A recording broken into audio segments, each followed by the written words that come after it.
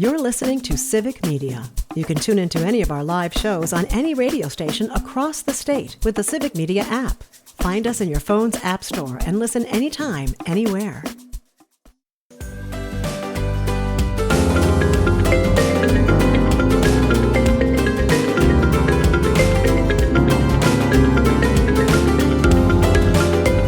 You're listening to Mornings with Pat Kreitlow on WAUK. My name is Greg Bach. Good morning, happy Wednesday, and here's what's going on in southeastern Wisconsin. If you don't know by now, Earl Ingram has a brand new show called What's Going On. It's a program where he has long-form conversations with people from all over the community in and around Milwaukee to talk about how they contribute to making it better for all of us who live there. Whether it's education, history, local government, or your health, Earl is here for the good discussions. And today that discussion has to do with the prison system before, during, and after. Earl spoke with Mark Rice from a group called Wisdom, which is a statewide network comprised mainly of faith-based organizations. And they began their work in Milwaukee almost 40 years ago. So Mark, let's talk about what Wisdom is, because you represent Wisdom. Yes, Wisdom is a network of organizations across Wisconsin that is fighting to advance racial and economic justice. We're known for our work around overhauling the criminal legal system in Wisconsin. We also work to advance immigrant rights, and we also have a campaign that is working to advance environmental justice in Wisconsin. All right, Mark. The Justice Reinvestment Campaign, what does that entail? Yes, the Justice Reinvestment Campaign is a framework for all of the work that Wisdom is doing around what we call transformational justice. Justice Reinvestment has four main demands. Number one, we're calling for no new prisons to be built in the state of Wisconsin. Our second demand is to reduce the prison population in Wisconsin by half. And Wisconsin policymakers can do that by advancing common sense policies like expanding treatment alternatives to incarceration on the front end. They can reduce the prison population by giving people a fair chance to be released early on parole, by giving people a fair chance to have their sentences commuted. Governor Evers has the power to commute sentences. He has not utilized that power at all yet. He's done some pardons, which is rights restoration, but commutations would actually free people, liberate people from the Wisconsin state prison system. There's an earn release program that can be expanded for people who are currently incarcerated that would give people an opportunity to participate in programs and give them an opportunity to get out early. On the back end, as Vente was saying, Wisconsin is one of the worst states for reincarcerating people for convictionless rule violations. There's about 3,000 people going back to the state of Wisconsin prison system each year for revocation with no new offense, have not had any new conviction, have allegedly violated some sort of rule of supervision, and are being sent back for that. So that's a huge proportion of the population now. There's about 5,000 people back in for revocation with no new conviction. So certainly a significant proportion of the population is there. So we're calling on policymakers to end that policy of sending people back with no new conviction. And then that frees up resources. So we're also calling, the third piece is closing down prisons. We're starting by demanding that Green Bay Correctional Institution be closed down. Also, we're calling for Waupun Correctional Institution to be closed down. And for many years, we've been calling for Milwaukee Secure Detention Facility, MSDF in Milwaukee, to be closed down. 3 of the most inhumane prisons in the state. And all of that, after we decarcerate and close prisons, that frees up a lot of resources that then can be redirected back into communities that have been most harmed by incarceration. We're talking specifically about Black and Brown and Indigenous communities, poor communities across the state. We can then take those resources, invest in jobs, healthcare, public education. So Mark, you've covered just a lot of ground, and so very quickly, and I want to go back to the first thing that came out of your mouth, and that's people being reincarcerated with no new convictions. Let's break that down a little bit so people can kind of understand. So if I've been incarcerated and I'm now free and I didn't follow something that maybe I didn't show up, maybe I didn't do this, I can be reincarcerated because I didn't follow some rule, and I haven't committed an additional anything that I've been convicted of. Is that what we're talking about here? Correct. Mass supervision drives mass incarceration in Wisconsin. So after a person gets out of prison, a person is on extended supervision. Previously, there was people sentenced under the old law who may still be under parole. There's a system of probation too, so that people under probation, extended supervision, or parole. And there's a number of rules that people have to follow while they're under that form of supervision. And I have one example in my own personal experience where I've been diagnosed with a disabling mental condition, and I was having a mental health crisis while I was under supervision in the city of Milwaukee. I was arrested for disorderly conduct. Milwaukee police officers arrested me and took me to jail a few days later. And the judge, public defender, and the prosecutor all agreed the behavior was not criminal, was not disorderly conduct. They agreed that it was a mental health crisis. The judge dismissed the case, but then my probation officer in Milwaukee, who had no specialized training in mental health issues, decided to move forward with the revocation process. And I was facing 12 years of reincarceration for that. The Department of Corrections forced me to spend 6 months in Milwaukee Secure Detention Facility while I was fighting that revocation process. And eventually I was able to go home. The judge gave me time served, but many people aren't that fortunate. The average amount of time people are serving for that is 18 months back in prison. If you'd like to find out more about Wisdom, go to wisdomwisconsin.org. And if you'd like to find out more about Earl and his show, stick around because in the 8 o'clock hour, Pat's going to be welcoming Brittany Merlot with the weather, as well as Earl Ingram to talk about stories from Milwaukee, as well as his new podcast. So don't go anywhere. Stay tuned. You're listening to WAUK's local report on Mornings with Pat Kreitlow. To stay up to date with everything going on in southeastern Wisconsin, go to WAUKradio.com and sign up for our newsletter. For WAUK and Civic Media, my name is Greg Bach. I'll talk to you in 20 minutes. It's 6:59.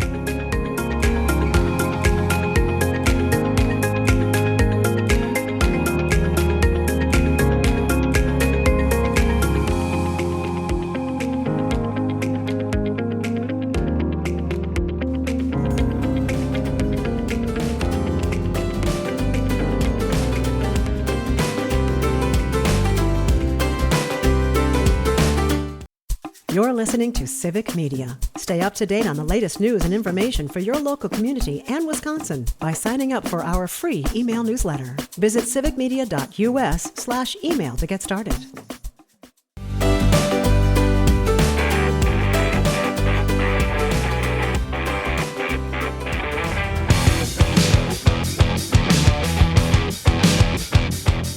You're listening to Mornings with Pat Kreitlow on WAUK. My name is Greg Bach. I'm back, and here's what's going on in southeastern Wisconsin this morning. When it comes to sports, you know me, I can talk about the Brewers all the time, but I will admit, not the biggest football fan. But that's okay. You are, and that's great for you, and I love that for you. So that's why I turned to Mike Clemens. He is one of our sports reporters here at Civic Media, and along with Chad Holmes and Jimmy Kuska, they cover everything in Wisconsin, whether it's high school, college, or professional. And today, Mike sits down with Don Rosen to talk about the huge news coming out of the Packers on their big trade announcement, as well as the Badgers, who started their new season just this past week. They've made a franchise historic trade. So the Dallas Cowboys have had this drama going on since last spring where Micah Parsons, who's probably the best pass rusher since Reggie White, over 12 sacks a year for 4 years in a row. The last guy to have that was number 92, Reggie White.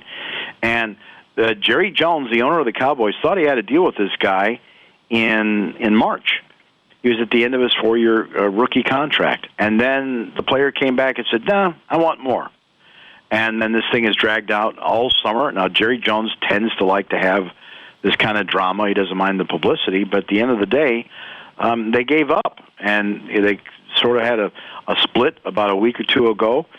And the Packers, at 4 o'clock, I was in a press conference with Mark Murphy, the Packers CEO and president, who retired a month ago, who was about to be inducted into the Packers Hall of Fame. And it was the banquet last night. $300 a plate raises funds for the Packers museum and their Hall of Fame. And so we're talking about his career, and all of a sudden one of the guys from behind the cameras is looking at his phone and says, Mark, there's a report that the Packers have traded for Micah Parsons. And he knows that this is just would be a huge, huge deal. And he said, he smiled and kind of giggled, and he said, are you sure? He said, I'm not going to comment on that till it's confirmed. He goes, that sounds like AI to me. And then a few minutes later, a reporter who he really respects, a business reporter for the Press-Gazette, said, no, Mark, now the Press-Gazette is confirming that the trade is happening. Micah Parsons is coming to the Packers. And he said, what did Dallas get for him? You know? So, in other words, this guy's been out of the building just a month, had no clue. No clue. And to me, I thought, Don, the new guy, Ed Policy, is this the way things are going to be now? I mean, does the new president go into Gooding and say, you go get this Micah Parsons, I don't care what it takes? Even though, Ted Thompson might have said, no, you don't give up 2 first-round draft picks, and you don't give this guy $188 million, making him the highest-paid player in the history of the NFL that's not a quarterback, with $136 million guaranteed. No. And you don't give up Kenny Clark, one of your veterans, one of your leaders, to Dallas to make this deal happen. Yeah, that's the haul that the Packers gave up yesterday, and it's bizarre. It's not like them, and it's going to be very curious to see how this all plays out. Now, with football starting, NFL starting, let's talk about Jordan Love and his thumb. Yeah, Jordan was playing in that preseason game, first one against the Jets 2-3 weeks ago on a Saturday night, and on this last play, he got sacked. His left hand, not his throwing hand, got banged on a helmet. So I asked him this yesterday because he went out to practice on Monday to sort of test it out. I said, so before you decided to go with the surgery, was it the pain why you made that decision? He said, no, the stability. It just, it was just kind of flopping around there. Oh, and that's when the doctor said, yeah, if we go in there and we fix it now, we think you could heal in time to be ready for week 1 against the Lions. So he agreed to that. What we did learn yesterday is that this brace that you've seen him wear, this black brace on his left hand, he's going to be wearing that now for the first couple of games of the season, which, changes how he plays. Like, he'll only be able to use his right hand to hand off the football. I don't know if he's going to be able to take snaps under center because, you put your throwing hand up on top of the center, and then you put your left hand underneath it to catch it. I don't know if he's going to be able to take snaps from center by next week. We'll find that out. But that's going to change how he plays and uses his hands for the first couple of weeks of the season. Wisconsin Badgers had some good news and some bad news. The good news is they won. The bad news is their quarterback. Yeah, Billy Edwards Jr., who they brought in from Maryland, a big kid with a pretty big arm. Now, the game starts out last night against the Miami of Ohio Redhawks, and I thought the Badgers' offense looked a little out of sync. It was their first game, but he didn't complete his handoffs on play action. He kind of was out of rhythm with his receivers. And then after a handoff in the second quarter, he's running over the logo. The big Wisconsin logo in the middle of the field at Camp Randall Stadium last night, and his left knee buckles, it's got a brace on it from an injury he had during their fall camp, and he limps off the field and goes into the locker room, comes back out in his clothes. So he's got some kind of a leg injury. Luke Fickell would not go into the details about it. More testing today, probably. So for the third year in a row, Luke Fickell loses his starting quarterback. Tanner Mordecai had a broken hand, and then last year it was Van Dyke who had a torn ACL. So this Danny O'Neill, another kid that they brought in, I thought he looked pretty good. He's a little bit smaller than him, not quite as big of an arm, but he moved the offense and ran for a touchdown too. They also, on defense, they got a safety named Zachman, Preston Zachman. He had 2 legit interceptions last night. And so the Badgers won 17-0, all pretty much defense, but they've still got a long ways to go to get that offense in sync, and now they're going to have to do it with their backup quarterback. If you want to listen to that conversation with Don Rosen and Mike Clemens, you can always tune into the Don Rosen Show. Mike stops by every Friday to go over everything sports as well as tell some great stories. But again, WRJN every single Friday on the Don Rosen Show. Mike Clemens is Don's guest. If you want to catch up with your favorite Civic Media show, go to civicmedia.us/shows, find the one you're looking for, download episodes directly to your device, and listen to them anywhere, anytime you'd like. Again, that's civicmedia.us/shows. You're listening to WAUK's Local Report on Mornings with Pat Kreitlow. For WAUK and Civic Media, my name is Greg Bach. I'll talk to you in 20 minutes. It's 7:29.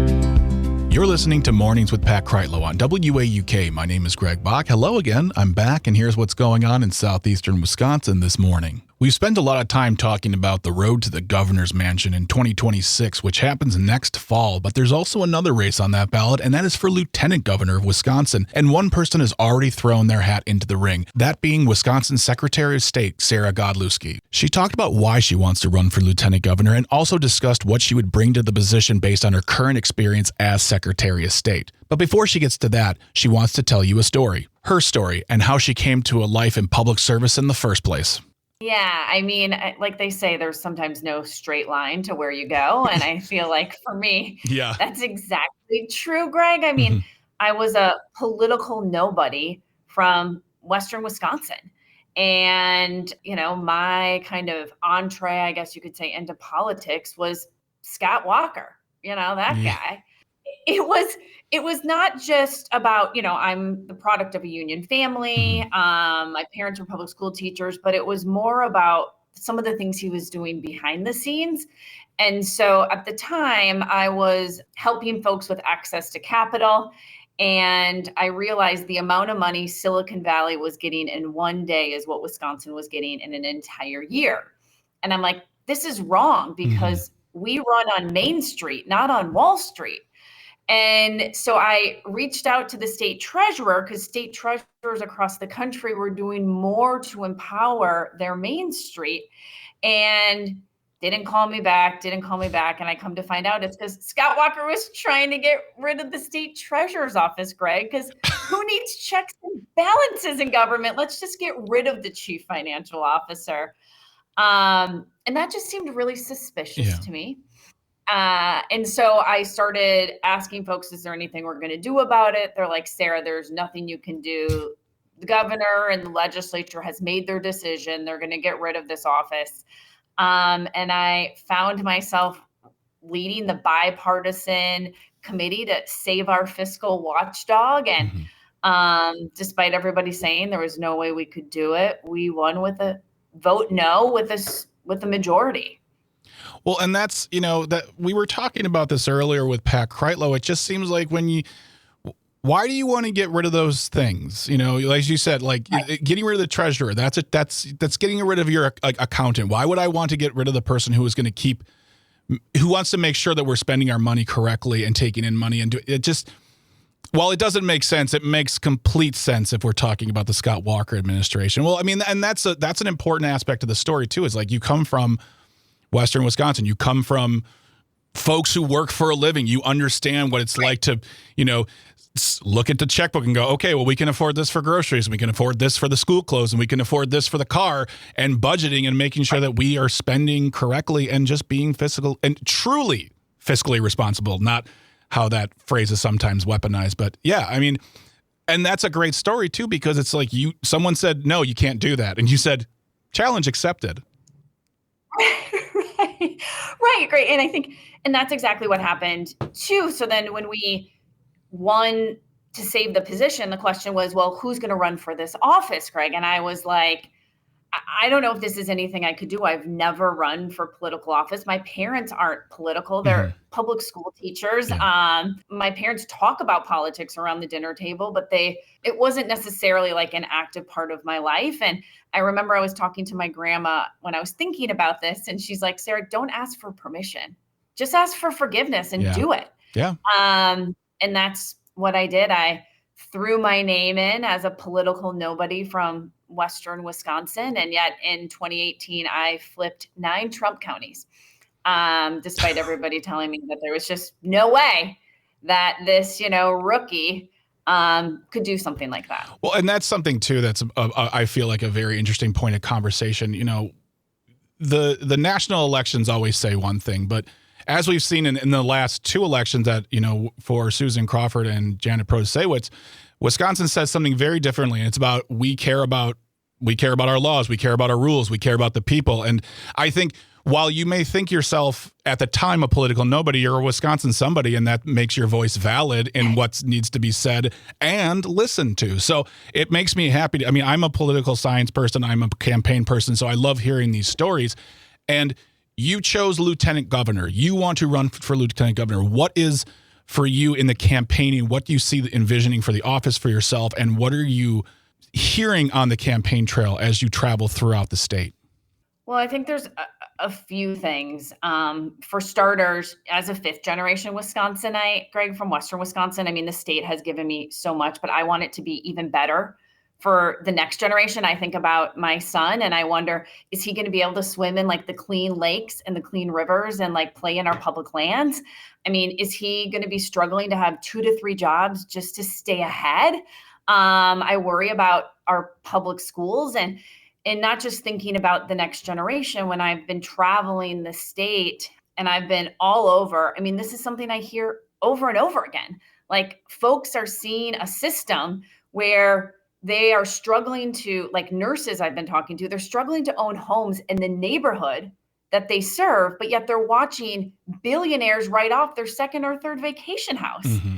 And it's like, this system works for the wealthy and the powerful, but not for them. Yeah. And kind of looking at, these are complex issues, Greg. It's not going to be one person in this just like magical ideas. It's really a team of people that are going to be able to have to like roll up their sleeves and really solve these things. And that's, to me, why I want to run for lieutenant governor, is I want to be part of that leadership team that's going to be able to provide solutions to these issues that are keeping too many Wisconsinites up at night.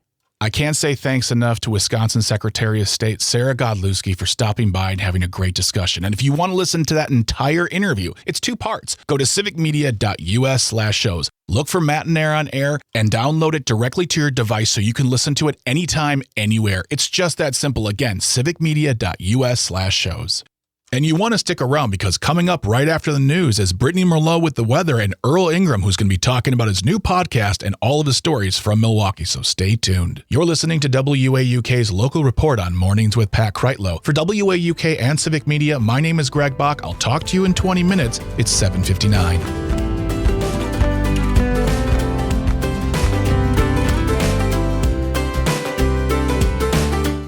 You're listening to Civic Media. Find the latest news, information, and archives of all your favorite shows on the Civic Media website, civicmedia.us.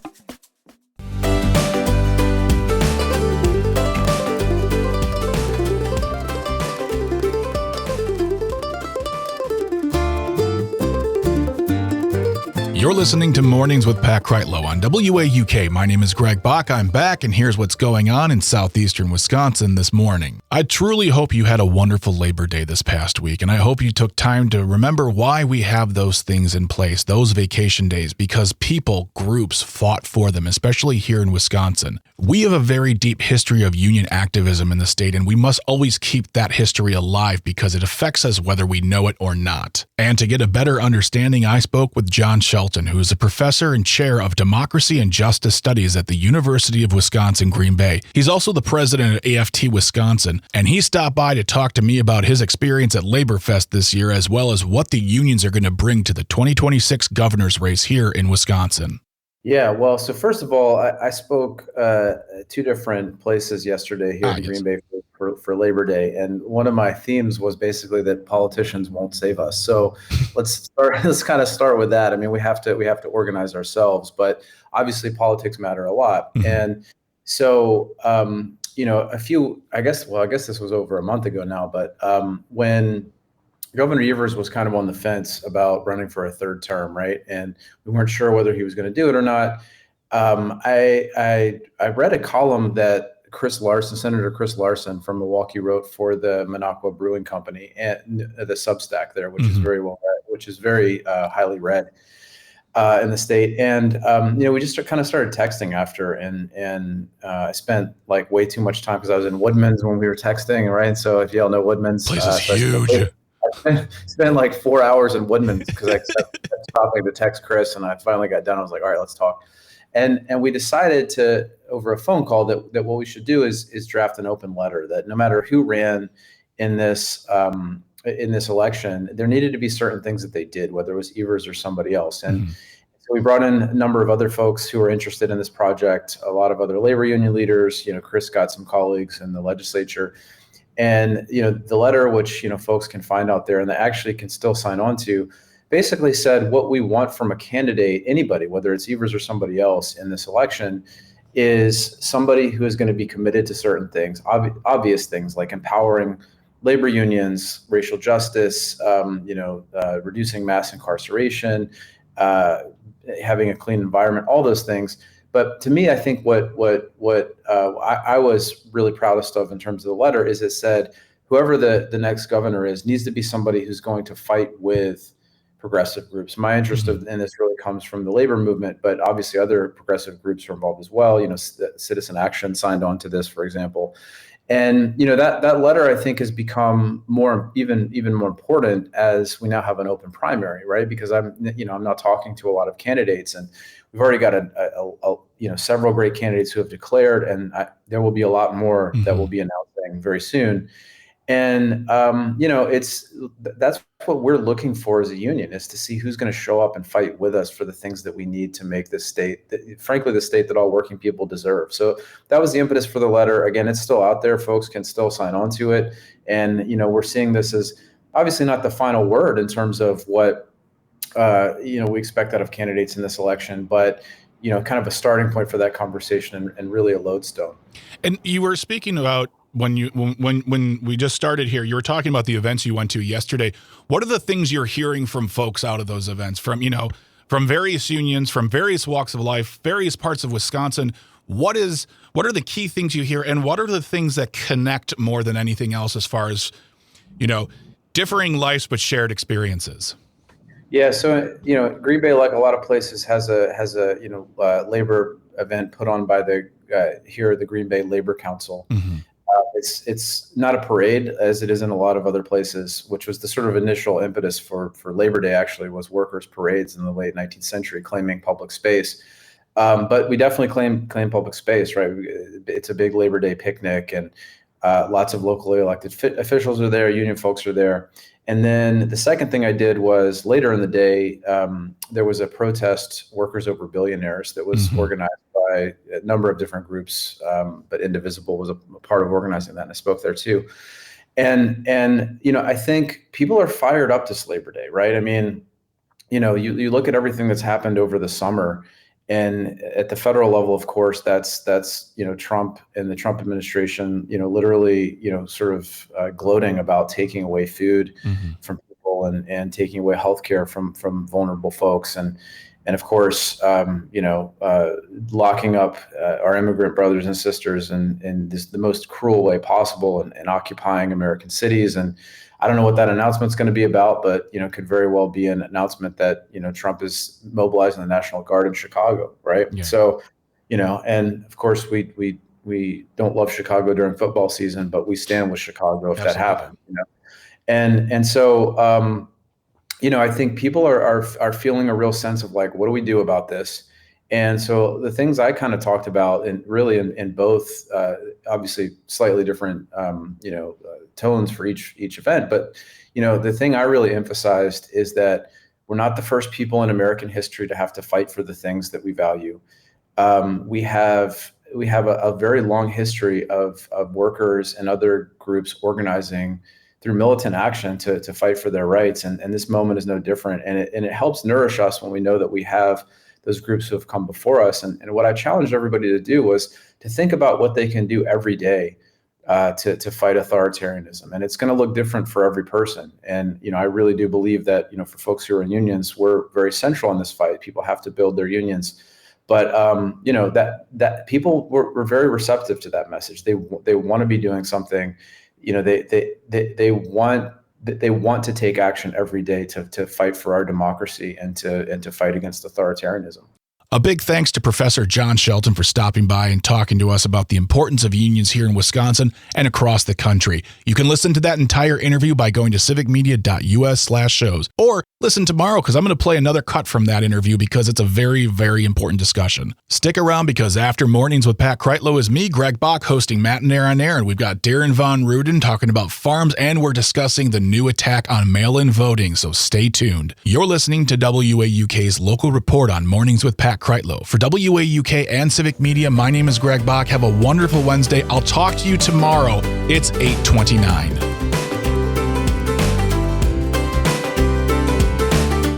The national news cycle never stops, but it can be hard to find news about your local community. Civic Media is dedicated to providing quality local and state news coverage across Wisconsin. With the Civic Media app, you can get notifications about local stories that matter to you and your community. Find the free Civic Media app in your phone's app store and choose notifications from the menu to tell us what kind of news you want to hear about.